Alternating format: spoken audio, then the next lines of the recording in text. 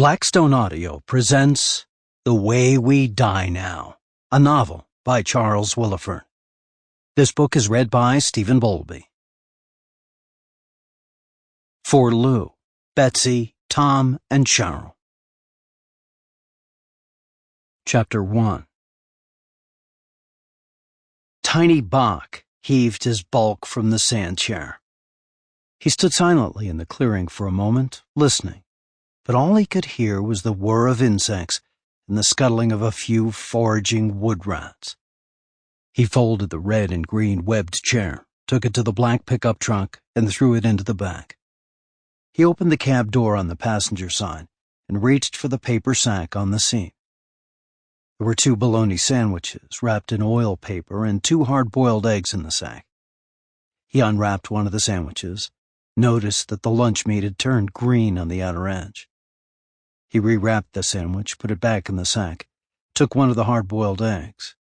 He cracked open the egg and peeled it, but when he split the egg in 2, he realized that the yolk had turned purple, and there was a strong smell of sulfur. 20 feet away, a raccoon, also smelling the egg and the sulfur, rose on its hind legs and waved its forefeet, sniffing the air. Tiny Bach noticed the raccoon and placed the 2 halves of the egg on a tuft of grass. As Tiny moved to the cab of the truck, the raccoon, a female, scurried forward and scooped up the 2 egg halves. The coon took the 2 halves to a muddy pool of water and rolled the egg in the water to wash it preparatory to eating. Tiny Bach, who had taken his shotgun from the cab of the truck, fired once.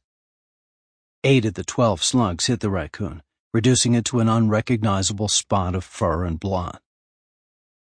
Bach reloaded the shotgun before placing it on the gun rack above the seat. Listening again, Bach could hear the airplane sound of the airboat long before he saw it. Then he spotted the boat. It was returning to the hammock from a different direction than he had expected, but Chico de Lamas was heading unerringly toward Bach and the parked truck.